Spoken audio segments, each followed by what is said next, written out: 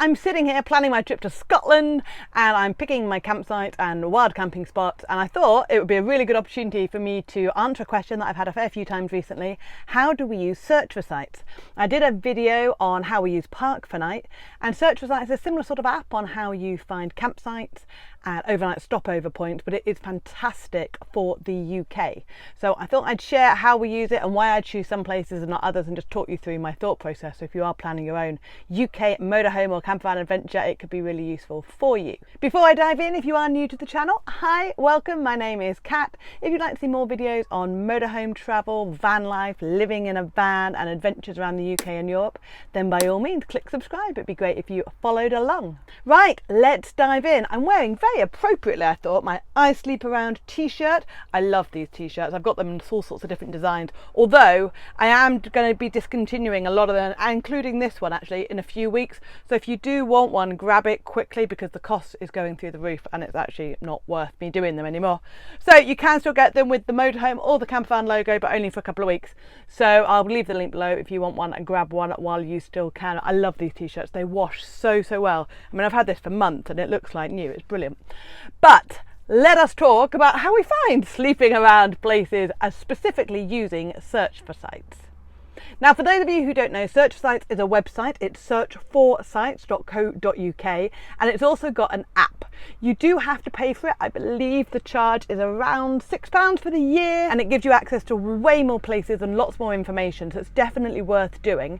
Out of the two, I tend to use the app most. The website is just as well. Normally I'm a website person, but I tend to use the app because it's just easier to find it, and then I can move it over to Google Maps or Apple Maps, whichever you prefer, and it's really easy when I'm trying to navigate stuff or pop it on the sat nav that we've got. For ease, I'm going to show you how I do it using the website, just because then I can record my screen, you can see what I'm doing and follow along with my thought process. But I just wanted to let you know that there is an app, and actually I find it a little bit easier to save places I like and make a whole list of where I want to go on my trips.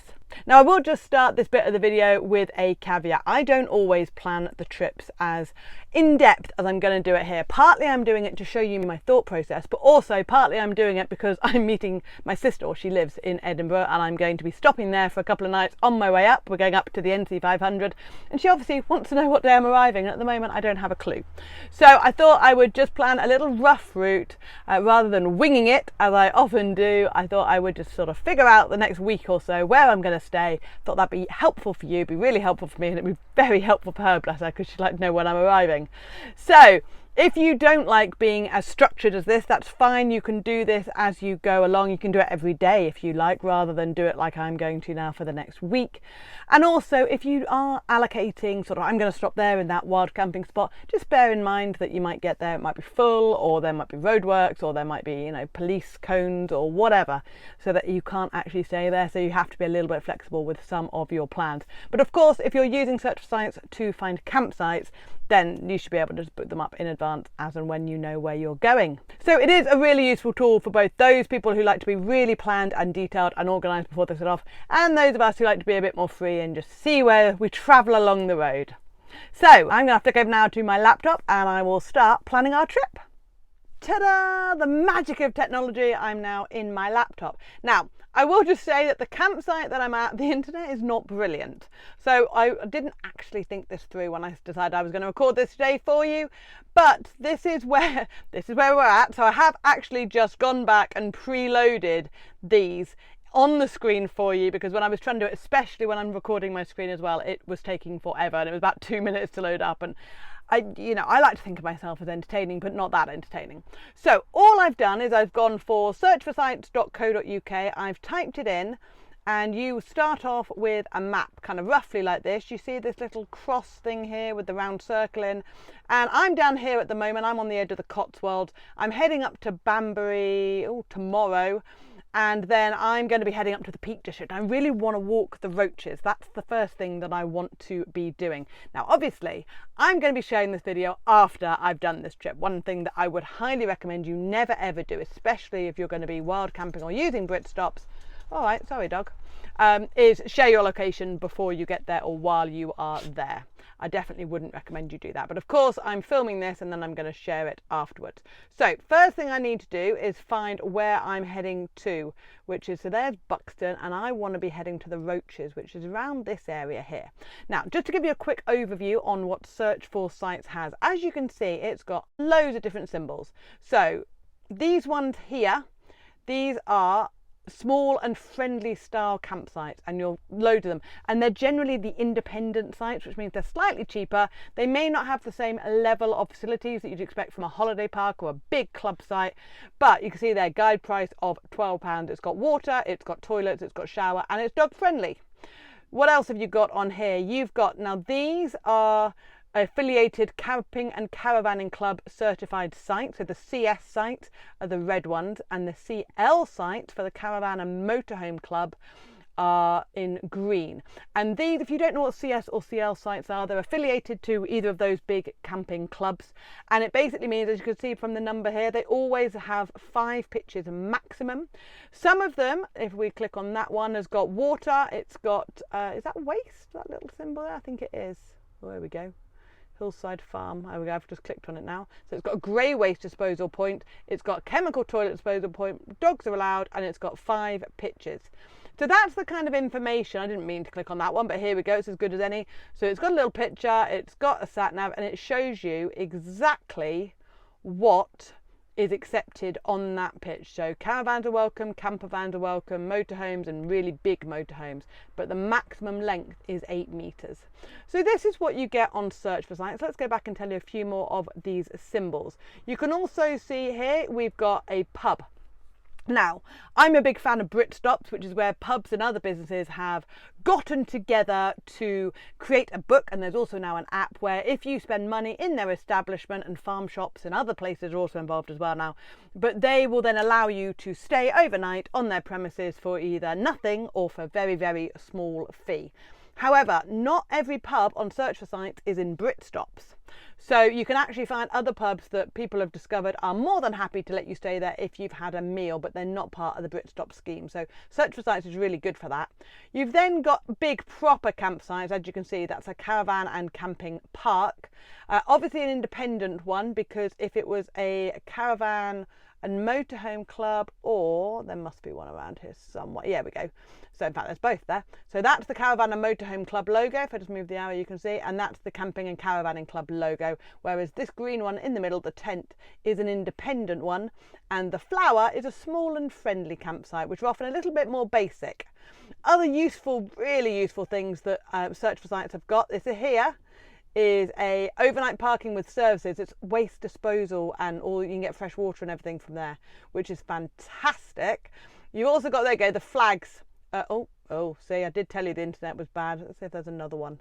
Oh, and this is an LPG station. Somebody has found that there's LPG there, and it's big enough. Not every freaking station that has got LPG is big enough to get a motorhome in. It's crackers.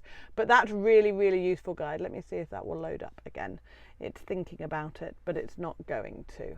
So these are all the different symbols that you can get on Search for Sites, and where is, there you go, here. So here's the filter. It looks slightly different on the website than it does on the app, but down here on the right hand side you can see all the different types of stopovers that they show you. So which one of those have I not mentioned to you yet? So daytime parking, the big P. Independent LPG we've done, motorhome pub stopover, motorway service point, there with a little motorway thing, that's Sandbag Services. That's a great one if you're heading up that way. So you can actually then disconnect the ones that you don't want. So if I don't want daytime parking, you'll see the P's disappeared. If I don't want motorway service point, see the one that's flashing? That's disappeared. And you can take off all the ones that you don't want. Now what I want to do is find somewhere that is going to be near the Roaches. You see this path here? That's a walk called the Roaches that just looks amazing, and I really want to go to it. So if we say that, obviously I'm in the motorhome, I haven't got the bikes with me because it's just me and the dog. So if I go fairly reasonably close by, you can actually drive to the Roaches in a motorhome. I do know that there is decent parking here. There are actually a huge range of options for me. I can do camping and caravanning club site, which we are members of, we can use. Same for caravan and motorhome club, or the independent one. There's got a little CS there that I could use, but there are also 2 pubs. And I am debating staying at a pub for the night. So, Ye Old Rock Inn, let's see what you have got. It looks very nice. Now, I've not logged in on this because I couldn't find a way of doing this and not sharing my logon details. So I'm not logged in, so I can't actually see everything in here. So basically it's a pub. It's near a small village and it's in a rural location. It's got food, and as you can see here, so caravans aren't allowed nor tents, but campervans and motorhomes are, but not large motorhomes. Or at least it's unknown. It hasn't got a cross through it, so it is unknown. So you can look at the pretty pictures. I'm hoping this is sharing on the video. If not, I'm looking at a pretty picture. Wow, somebody did all sorts of strange things with that one. That one looks a bit better, not quite so colour graded. And then this is what I always find really, really important, is you then look at the reviews.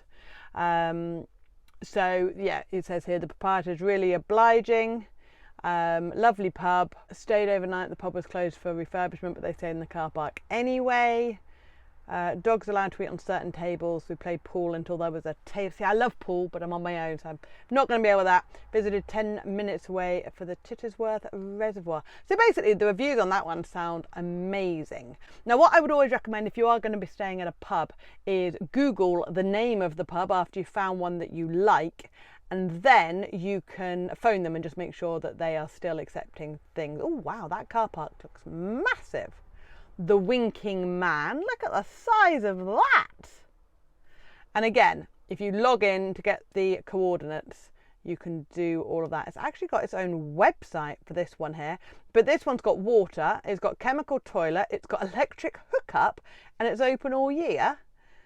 Campervans and motorhomes. We don't know about large motorhomes. All right, let's look at the pictures. I mean, the car, oh look, it's got like motorhomes at the back there. The car park's massive, which as someone who's not entirely confident squishing into a small space, it's got a little, it's like a baby air.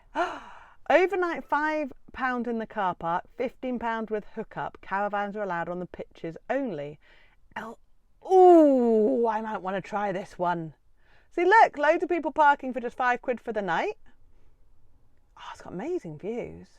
Oh, okay, well, hopefully that won't happen, although this is me. Anything could happen on a trip. Ooh, look at that beauty. Okay, let's look at the reviews. 3 hard-standing pictures, £15, but with a £5 discount if you eat at the pub. I'm always happy to let somebody else cook for me. Excellent food and beer, £5 without hookup to depart for the night. Very helpful landlord. On a main A road, like a main A road, happy with that. So I think I'm going to stay here. Obviously I'm going to phone them and check it, and of course I'm recording this before I actually arrive at, so hopefully here now will be a little insert of what it looks like in real life. But let me close these ones down, and now let's go back and have a look at the Lake District, because from the Peak District I'm going to be heading up to the Lake District. So I literally, and again I find it easier to do this on the map, but I'm probably going to go somewhere between Kendal and Penrith. I really want to go do Aeroforce Waterfall, which I know is down here near Ullswater. So let us click that there, and then you just press this little double arrow thing here. That one there goes around your position, but I'm going to press that one, and that will bring up everything that's in that area. I'm also going to stretch because my arms are going. Right, so as you can see, pointy bits are big hills. We've got loads of campsites, What is this one here? Oh, there we go. That's Aeroforce car park. Oh, I've heard of this. I think this is a National Trust one. Authorised motorhome parking, day or night, no services. Yeah, so actual Aeroforce, the waterfall, the National Trust car park, allow you to stay overnight. I think it's like £10. Yeah, £10 you pay it via the app from 6:30 to 8:30. You can pay during the day. It was free for National Trust members. One night I'm going to stay here. for sure. So let's have a look around anyway. So there's parking here, but that's daytime parking. What's this yellow one here? A lay-by, off-site parking, bus stop, no charges or restrictions. The view in the morning is worth all the noise of the passing cars. The problem is, all right, here's my issue. Because I'm on my own, I wouldn't be as comfortable staying there because it's on a busy road. When I stay on my own in a wild camp, I like to be as far away from passing idiots as I possibly can. So I wouldn't do that from a personal point of view and a girl on her own. But you know, obviously some people do, and that's fine for them. What's this one here? A roadside oh no, that's an actual proper roadside lay-by. Yeah, again, no.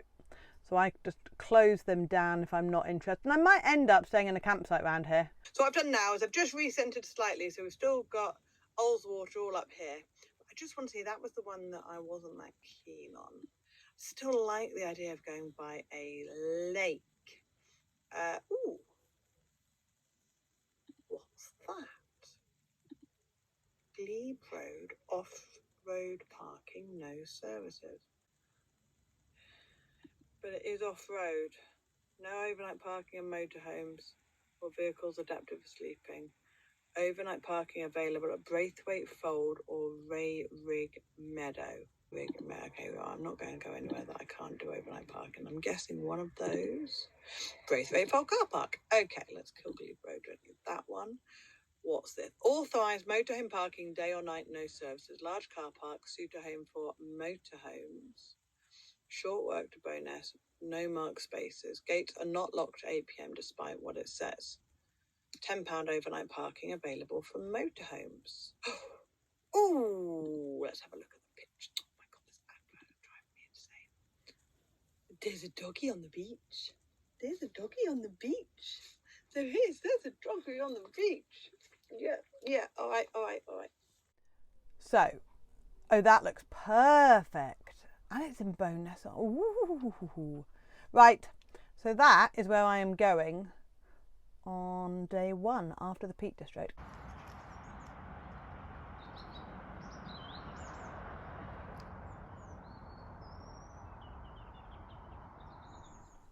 I hope you found that useful. Don't forget, if you are heading out on a trip, you can grab your free pre-trip checklist, try saying that 3 times fast, from the Wandering Bird website. I'll leave the link below for you so that it's easy for you. Just pop your email address in and you can get it emailed to you. If you found this video helpful, a thumbs up is always very much appreciated. And if you are new to the channel, you'd like to see more videos like this, then by all means click subscribe. Thank you as always for your time, and hopefully I'll see you on the road somewhere. Take care.